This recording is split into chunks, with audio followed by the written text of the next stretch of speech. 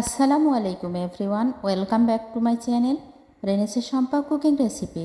আজকে আমি আপনাদের সাথে শেয়ার করব কাঁচা আমের মোরব্বার রেসিপি।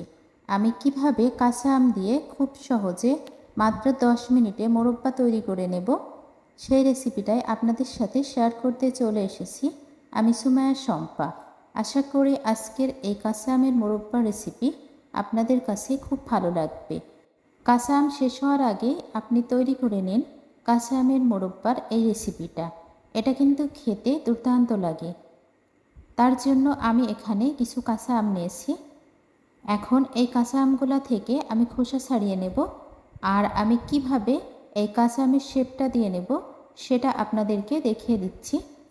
তাহলে বুঝতে পারবেন আমি কিভাবে খুব সহজে কাঁচা আমের এই লাভ শেপটা দিয়ে নিয়েছি।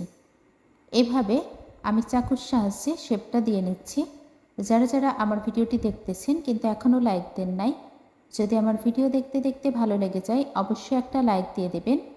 আর যারা যারা আমার চ্যানেলটি সাবস্ক্রাইব করেছেন সবাইকে অসংখ্য অসংখ্য ধন্যবাদ। যারা এখনও সাবস্ক্রাইব করেননি প্লিজ সাবস্ক্রাইব করে আমার পাশেই থেকে যাবেন। ঠিক এভাবে আমি প্রত্যেকটা কাঁচা আমের শেপ দিয়ে নেব।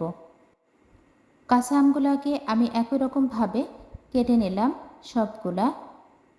এই আমগুলাকে আমি ধুয়ে পরিষ্কার করে নিয়েছি। এখন কিভাবে মোরব্বাটা তৈরি করব সেটাই দেখতে থাকুন। এখানে কোনো রকম কোনো উপকরণ অ্যাড করার দরকার নেই। কাঁচা আমগুলা এভাবেই রাখতে হবে, তাহলে কিন্তু মোরব্বা তৈরি করলে সেটা পারফেক্ট হবে। আমার রেসিপিটি আপনাদের কাছে আশা করি ভালো লাগবে। খুবই সহজে এবং অল্প উপকরণে আজকের এই মোরব্বা রেসিপিটা আমি তৈরি করব। তার জন্য চুলায় একটা কড়াই বসিয়ে দিয়েছি। কড়াইয়ে 1 কাপ পরিমাণ পানি আর হাফ কাপ পরিমাণ চিনি দিয়ে নিলাম। যতটুকু পরিমাণ পানি দিয়েছি তার অর্ধেক পরিমাণ চিনি দিয়ে নিয়েছি।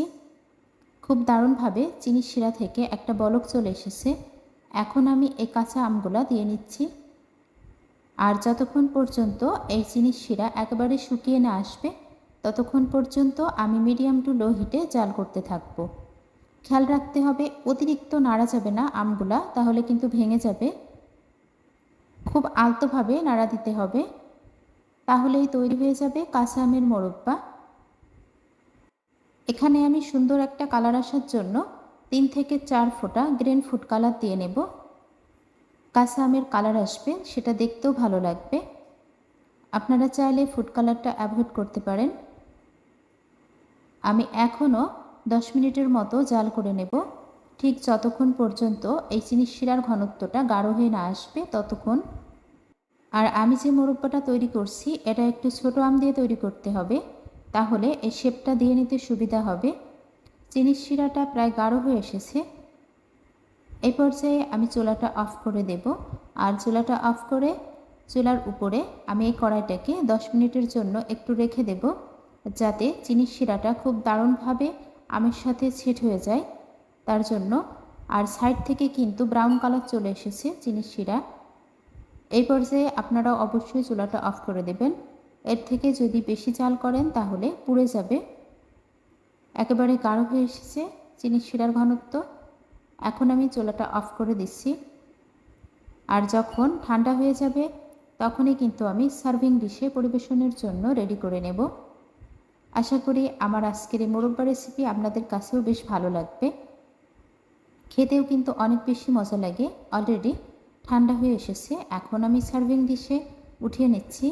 এটাকে আমি পুরো একটা রাত ফ্যানের বাতাসে দিয়ে রাখবো, তাহলে এই চিনিটা খুব দারুণভাবে মোরব্বায় সেট হয়ে যাবে। আর সকালে আমি আপনাদেরকে দেখিয়ে দেব যে কতটা দারুণ হয়েছে এগুলা। এই চিনির শিরাটা যখন শুকিয়ে একটু আমগুলা শক্ত হয়ে আসবে ঠিক সেই সময়ে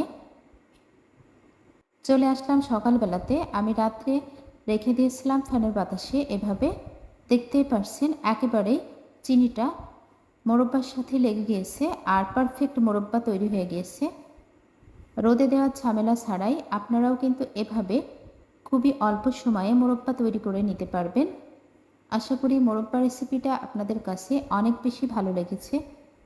আপনারা যারা যারা এতক্ষণ আমার এই মোরব্বা রেসিপির সাথে ছিলেন সবাইকে অসংখ্য অসংখ্য ধন্যবাদ। আমি সুন্দরভাবে একটা ডিশে উঠিয়ে নিয়েছি। দেখতেই পারছেন কতটা কালারফুল হয়েছে মোরব্বা রেসিপিটা। সবাইকে আসসালামু আলাইকুম। সবাই ভালো থাকবেন, সুস্থ থাকবেন। ফিরে আসবো আবারও নেক্সট কোনো রেসিপি নিয়ে ইনশাল্লাহ। আসসালামু আলাইকুম, আল্লাহ হাফিজ। Thanks for watching. দয়া করে খাবার নষ্ট করবেন না। Please don't waste food.